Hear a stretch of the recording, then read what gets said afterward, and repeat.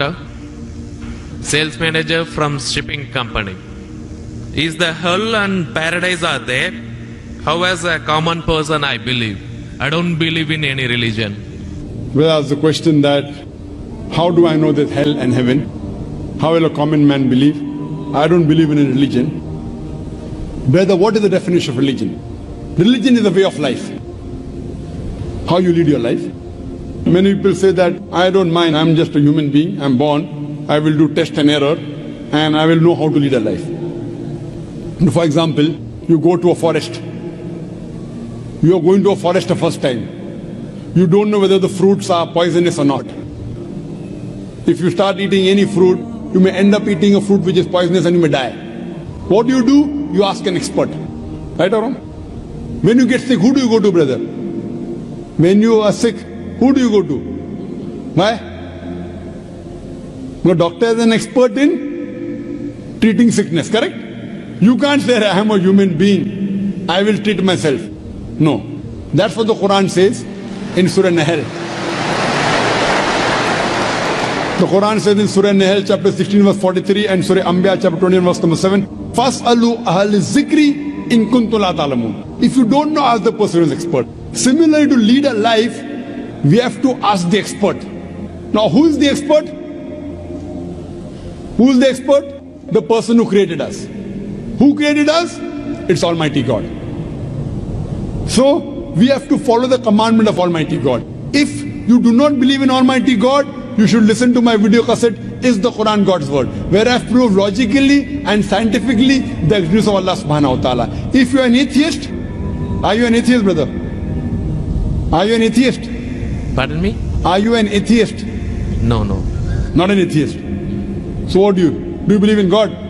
Actually, I believe in the power. But fine. That means you believe in God. You want to call it power, you want to call it supernatural, you believe in God. It's like I believe something. You don't know the name. That name is God. You may call it power, you may call it anything. If you don't believe in God, then you listen to my video cassette, Is the Quran God's Word? If you don't know who that power is, yet you listen to my cassette, Is the Quran God's Word? Where I have proven scientifically, undoubtedly, existence of Allah subhanahu wa ta'ala, and the Quran is the word of Almighty God. Now coming to your question, if you say about power, that means you believe in a religion. Because religion by definition, according to Oxford Dictionary, religion means a belief in a supernatural controlling power. Power word is there. That means you believe in a religion. Religion, according to Oxford Dictionary, means a belief in a supernatural controlling power, a personal God or gods that deserve obedience and worship. That means you believe in religion, you don't know the definition of religion. So don't say I don't believe in religion. Religion is English word, brother. Religion is English word. If you open the Oxford Dictionary, it says religion means a belief in a superhuman controlling power, and you believe in a power. Or a personal God or God that deserve worship or obedience. To know more about that power, you see my video because it is the Quran God's Word. Now coming to your question, basic question, how will I prove that there is hell and heaven? Now if you hear my video cassette, I have proved many scientific aspects in the Quran. If you use science to the Quran, what we come to know that whatever the Quran has said today, 80% can be proved to be 100% correct scientifically. Quran speaks about various scientific facts, which we came to know recently. It speaks about astronomy, it speaks about the spherical nature of the earth, it speaks about the Big Bang, it speaks about the light of the moon is not its own reflected light, it speaks about the water cycle, it speaks about biology, it speaks about botany, it speaks about zoology, it speaks about embryology, all these things. Now, today is the age of science and technology. If we put this test of science to the Quran, what we come to know, 80% whatever the Quran has said is 100% perfectly correct. The balance 20% is ambiguous, neither right, neither wrong. Out of the 20%, not even 0.01% has been proved to be wrong by scientific fact. It is ambiguous. So what my logic says, when 80% is 100% correct, and not even 0.01% of the 20% is proved wrong, so my logic says that inshallah, even that 20% will be correct.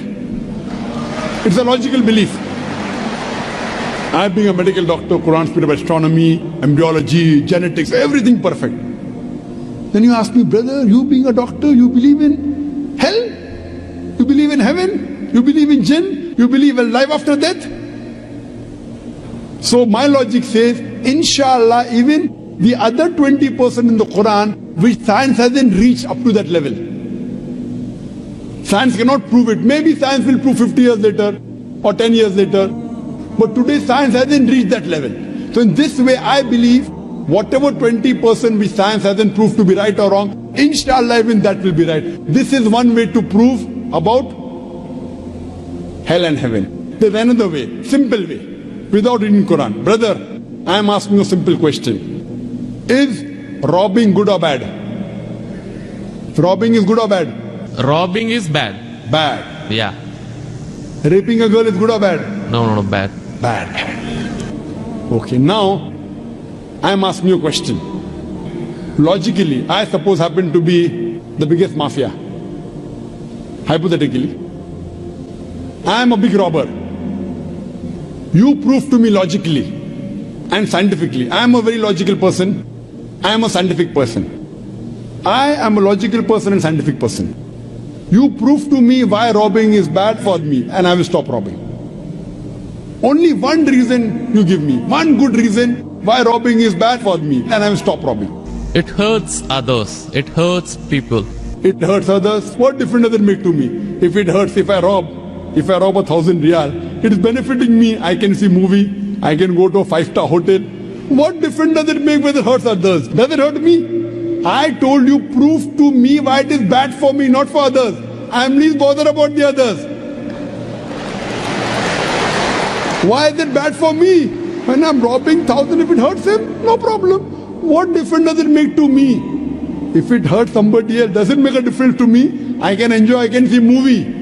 I can eat chicken biryani. I asked you, give me one logical reason why it is bad for me, not why it is bad for others.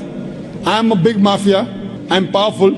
I am a scientific person, logical person. Prove to me one good reason, logical, why robbing is bad. I will stop robbing. Come on. Another try, brother. Another try. One more try. Why it is bad? No answer. No answer. Try. There are 20, 30 reasons, 100 reasons you can give. Actually, as you said, the religion means the way of life. Not religion. Why robbing is bad? Tell me. Don't go to religion. No. I'm coming to the point. No, not point. First tell me why robbing is bad. We'll come back to your point afterwards. I'll come to your point afterwards. When that is the way of life. Not way of life. Tell me why robbing is bad according to you. Why it is bad for me, I will stop robbing. Up to me, it hurts others. So, But what difference does it make to me when it hurts others? Does it hurt me? Of course, Why it is bad for me, not why it is bad for others. Once we come to the society, we have to face them. Okay, once we come to society, you have to face them. I'm facing them. What is what? Why it is bad for me? The society won't respect us. What difference does it make whether respect or not? I can eat chicken biryani. I can go and see a movie. I can go to a 5-star hotel. What difference does it make to me if society respects or not? Imagine someone respects society. The poor person doesn't have food to eat. He'll be happy? No. You require food to eat or not? You require food to survive? Only society respecting. The person is starving to death. In India, thousands of people are starving to death. What difference does it make? I must give me one good reason why robbing is bad. I stop robbing. Why it is bad for me? Can anyone else help him out? Why robbing is bad?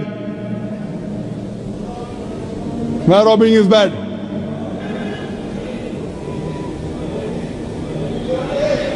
There are various answers. I'll help you out.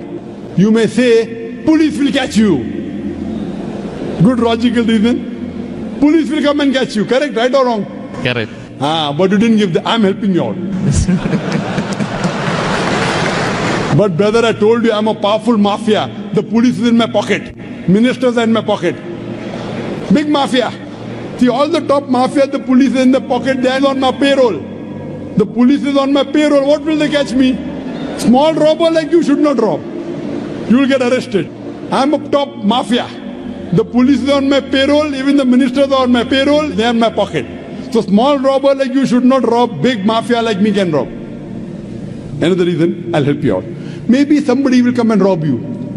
Yes. No one can rob me because I got 100 bodyguards. All of them hiding behind the stage. Bodyguards. Small robber robs, somebody will rob him. No one can rob me because I got bodyguards.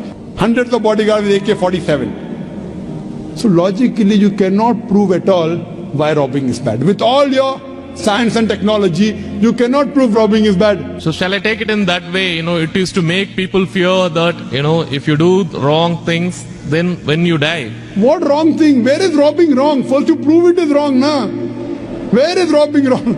You haven't proved to me robbing is wrong. When you prove robbing is wrong, then you can say don't do wrong things, na? Therefore, what is good, what is right, you require a creator to tell you. You require a doctor to tell you what food is good, what food is bad. This fruit is poisonous, this is healthy for you. Apple is healthy for you, wild berries are poisonous for you. A doctor tells you. There's no better doctor than Allah subhanahu wa ta'ala. Logically speaking, brother, that mafia has got bodyguards. No one can harm him. And believe me, there are many examples. He dies a very comfortable death. But I am asking you a simple question now, brother. Don't you think that there should be justice? Brother, Yes. justice. Someone should punish him or not? Law is there. But the law cannot punish every human being here. Why? There are many mafias in Italy. There are many underworld people in India. And the law can't do anything to them. The law is in their pocket. But yet, you as a common man, don't you think you should be punished? Raping is good or bad? There are many people who rape. They rape the girls. No, nothing. The law cannot catch them. So don't you think he should be punished? Yes or no? Yes. But there are many people you see in this world who are big mafias, they die comfortable, that they are rich, they are millionaires.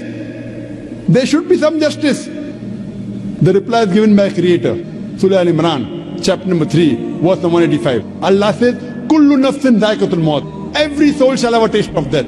But the final recompense will be on the day of judgment. This life is the mere chattels of deception.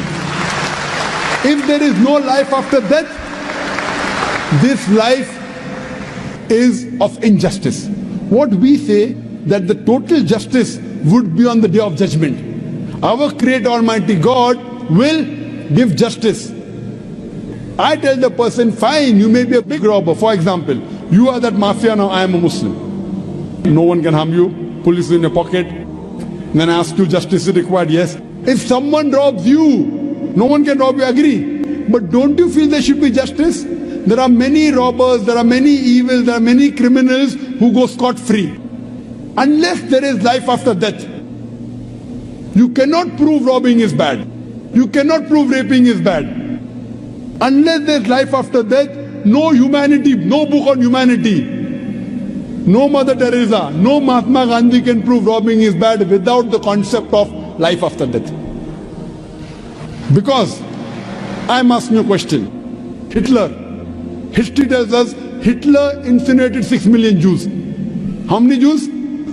6 million. 6 million. Suppose the law catches Hitler. What punishment can you give Hitler so that you can compensate for he has burnt 6 million Jews alive?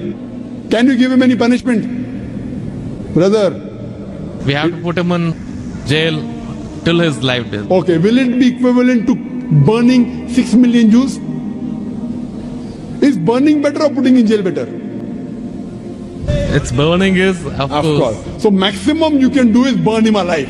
But that will be equal to 1 out of 6 million. What about the remaining 5 million? 999,999 people. What about that? What justice is your Lord going to do? But the Quran says in Surah Nisa, chapter number 4, verse number 56, as to those who reject our signs, we shall cast them in the hellfire, and as often as the skins are roasted, we shall give them fresh skin so that they shall feel the pain. If Hitler killed 6 million Jews, Allah says He can put him into hellfire and give him fresh skin again. 6 million times Allah can burn him. Not here, in the hereafter, in the hell. So only way I can prevent Hitler from killing 6 million Jews is tell him that here you kill 6 million Jews, Allah will burn you 12 million times in the year after. You can't give him that thing here. What you realize, without the concept of hell and heaven, you cannot prove robbing is bad. You cannot prove raping is bad. That's the reason our Creator Almighty God, who has created the human beings, He tells us what is good, what is bad for us. And He tells us the rules and regulations. This is called as religion. So first you have to find out which book is the authentic book which has been revealed by this Almighty God. And when you do research, you will come to it, that is the Quran. All the scriptures speak about Almighty God, and all the scriptures they point out to the last and final revelation, the Quran, and last and final messenger, Prophet Muhammad, peace be upon him. Hope that answers the question. Thanks.